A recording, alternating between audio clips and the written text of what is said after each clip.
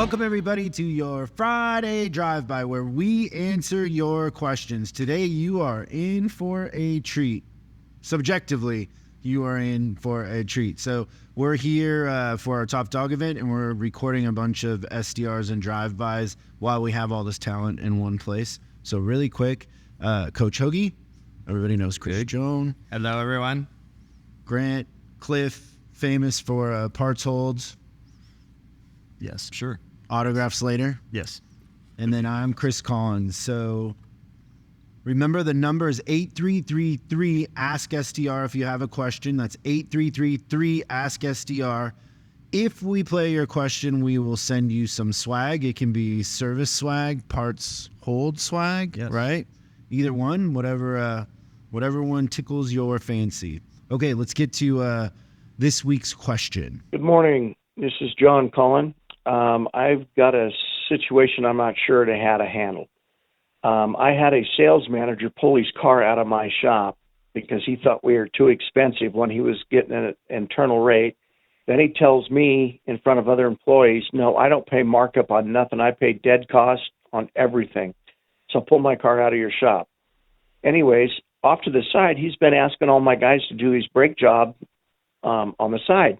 I come in here Saturday, and his car's in the air on one of my hoists, and he's getting his brake job done by one of my technicians who rides around in the nepotism clause with these guys. How do I handle it, or do I just need to look the other way? Okay, John. Thanks for calling. We love your calls. Anybody want to take this one before I say what I think? I think the first thing is the technician goes. Fire the technician. Fire the technician. I agree.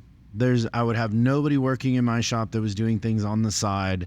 It makes zero sense for the business model. You have no way of controlling anything if everybody's doing whatever. If they're running their own business, it's just not even logical. It doesn't make sense. So fire the technician. That would send a pretty good message. What about the used car manager that only pays costs? I definitely think, the service manager wouldn't have an ability to fire the used car manager, but as a GM, and it would have to be a conversation with the GM, the sales manager's pulling the technicians and having them do side jobs, and he just caused the technician to lose his job. Yeah, there's so many problems with this. So first of all, if you're a dealership, right, and you're selling a used car, part of the reason why people would come to you to buy a used car is because you're standing behind the car. If the service department if you don't have real technicians inspecting it and doing the work, then long term, so it would appear that this used car manager is maybe one of those guys that just bounces around, but long term, that isn't going to be the best thing for the dealership because their cars are going to come back. People are going to be unhappy. You're taking shortcuts. Most of the time when this comes up in the field, and you guys deal with it all the time, when used car managers are complaining about the labor rate or whatever it is, when you actually do the math on what they're talking about, you're talking about another $100 or $200 per car. If you're losing a car deal over $200, you're not really a used car manager, right? Because we're not talking about thousands of dollars. And you also got to decide what kind of dealership you are. If you're buying really edgy stuff and then trying to take shortcuts, that's not a long-term model either, right? Because it's how you buy that determines how you have to recon too.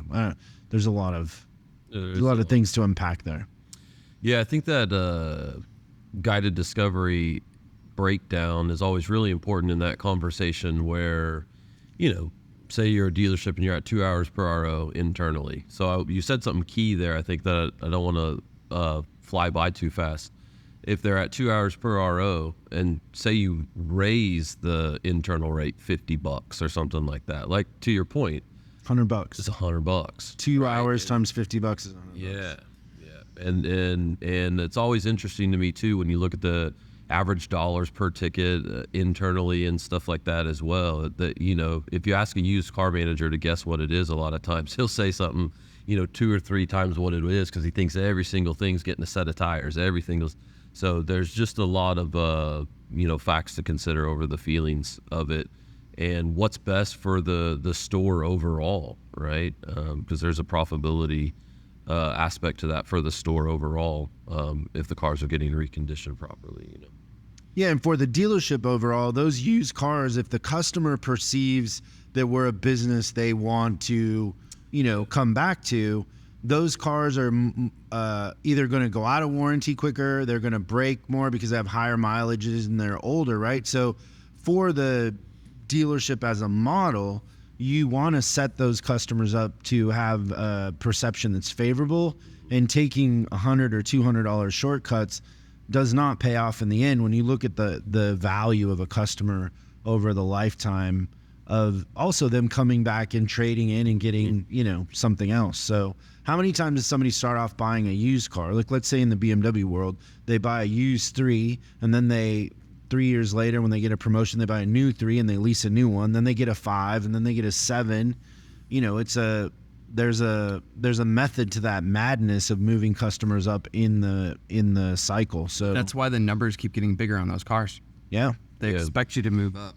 And people expect, when they're committed to a brand, like somebody that's committed to Mercedes or BMW or whatever it is, they in their head attribute their success in life with, hey, I'm going to get an X5, or I got a promotion. Now I'm the executive. I'm going to get a 7, or I'm going to get an S-Class. But they literally, you can watch it. Like, it's just, they grow with the brand. But you kill all of that when you're taking shortcuts and you're not thinking about the long-term game, and you're just living in the now, which is part of the reason why our industry gets in trouble, is used car managers playing those games. Like, you got to think long term. Yeah, and I think one other thing, charge the customer the $200. That's what I was going to say. You're not paying for the. You're not losing $200. Right. You can add the $200 to what the customer pays. So ultimately, the customer pays for their own success. Correct. Yes. Yeah. Like, it's worth $200 more if you do it right. Yeah.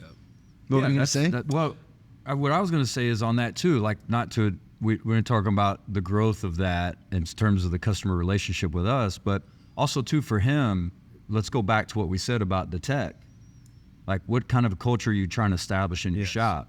Got to let them know, because obviously I don't think at this point the used car manager really has a ton of what it appears to be respect to say, hey, I can just go back there and do my thing. Like, he has established, this is my department. Like, this is how this goes moving forward. This is how this is going to work, and stop that immediately. There's so many layers to it. Yeah. I can't imagine a used car manager walking into my department and dictating anything. Correct. Daddy's home. Like, Right. like, no, that doesn't. Right. Yeah. There's who's that guy on, that got fired from Fox, Tucker? Tucker Carlson. He had this great, I don't know if I like Tucker or not, but he's a great storyteller. And he had this story. He was talking about politics today. And he said, what happens around my house is when the kids are misbehaving or something's going on, when I get home, all that stops because Dad's home.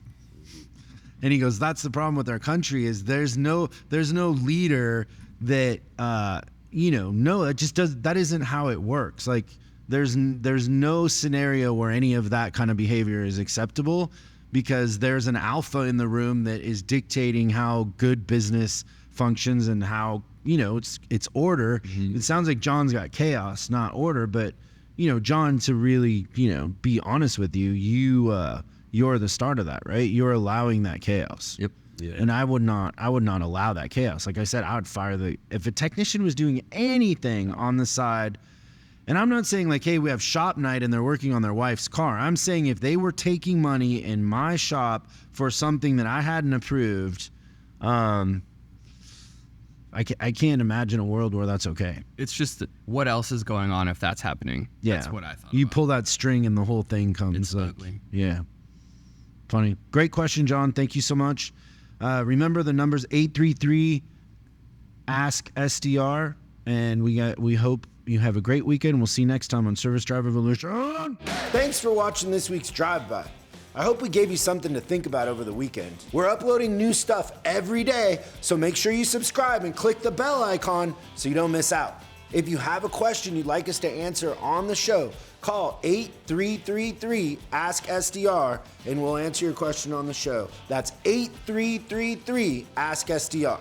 For special deals on our books and training, head over to offers.chriscollinsinc.com. Now that's offers.chriscollinsinc.com. I'm Chris Collins, and I'll see you in the next video.